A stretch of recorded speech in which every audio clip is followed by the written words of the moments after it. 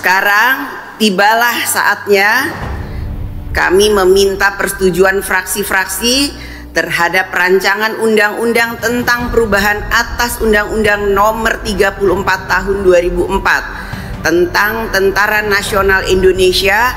Apakah dapat disetujui untuk disahkan menjadi undang-undang? Terima kasih. Setelah disetujuinya rancangan Undang-Undang Tentara Nasional Indonesia menjadi undang-undang, berbagai elemen masyarakat sipil gusar. Rupanya kekhawatiran itu karena adanya potensi menghidupkan kembali dui fungsi Angkatan Bersenjata Republik Indonesia atau Tentara Nasional Indonesia. Ketika Orde Baru, dui fungsi ABRI merupakan sebuah konsep dan kebijakan politik yang mengatur fungsi tentara dalam tatanan kehidupan bernegara. Seperti namanya, dui fungsi yaitu selain menjalankan perannya sebagai kekuatan pertahanan di Indonesia, ABRI sekaligus menjalankan tugas sebagai pengatur negara. Kebijakan dui fungsi ABRI ini berlaku pada masa rezim pemerintahan Orde Baru yang dipimpin Presiden Soeharto selama 32 tahun. Penerapan konsep dui fungsi ABRI tidak terlepas dari sejarah perkembangan organisasi militer Indonesia. Seusai Indonesia merdeka, para perwira militer merasa memiliki hak yang sama dengan masyarakat sipil dalam hal penentuan kebijakan dan pelaksanaan bina negara.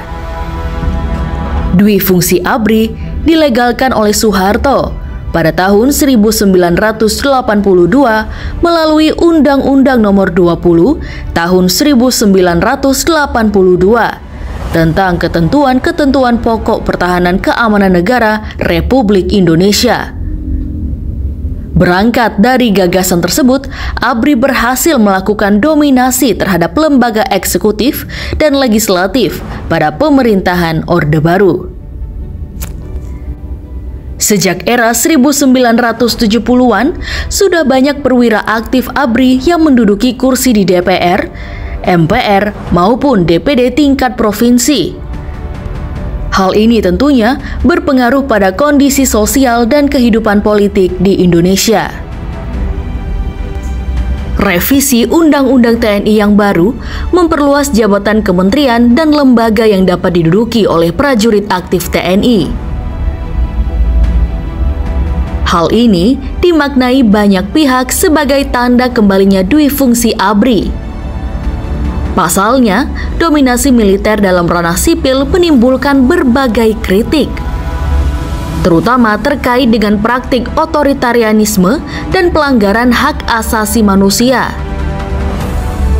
Puncak kejayaan dui fungsi ABRI pada tahun 1990-an adalah saat memegang peranan kunci di sektor pemerintahan. Mulai dari bupati, wali kota, pemerintahan provinsi, duta besar, pimpinan perusahaan milik negara, peradilan, hingga menteri di kabinet rezim pemerintahan Soeharto. Keterlibatan militer dalam kehidupan sosial politik yang semakin mendalam mengakibatkan militer berubah menjadi alat kekuasaan rezim untuk melakukan pembenaran atas kebijakan pemerintah. Setelah reformasi 1998, dui fungsi ABRI mulai dihapuskan sebagai upaya untuk menegakkan supremasi sipil dan mendorong demokratisasi di Indonesia. Penghapusan dui fungsi ABRI terjadi pada masa pemerintahan Presiden Kiai Haji Abdurrahman Wahid atau Gus Dur. Gagasan ini bermula dari seminar Angkatan Darat pada 22 hingga 24 September 1998, bertema peran ABRI di abad ke-21. Dalam seminar itu, dihasilkan pemikiran untuk melakukan reformasi dalam tubuh TNI. Kalangan pimpinan TNI pada saat itu memiliki determinasi supaya TNI kembali menjadi tentara profesional sebagai lembaga pertahanan negara. Semangat ini berlanjut dalam kepemimpinan Gus Dur dengan melakukan reformasi dalam tubuh TNI. Pada masa kepemimpinannya yang sangat pendek, ia telah memisahkan Polisi Republik Indonesia atau Polri dengan TNI.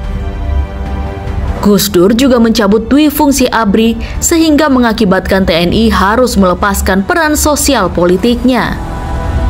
Sejak saat itu, militer aktif tak lagi bisa berpartisipasi dalam politik partisan maupun menempati jabatan sipil. Gus Dur mencoba memberikan ruang seluas-luasnya bagi kelompok sipil untuk memberikan sumbangsih dalam pembinaan pertahanan negara. Hal ini terlihat dari penghapusan fraksi TNI Polri dari parlemen. Selain itu, penunjukan Menteri Pertahanan yang sejak 1959 yang selalu diisi oleh militer diberikan kepada sipil, yang merupakan langkah konkret sebagai upaya penghapusan dui fungsi ABRI pada era Gus Dur.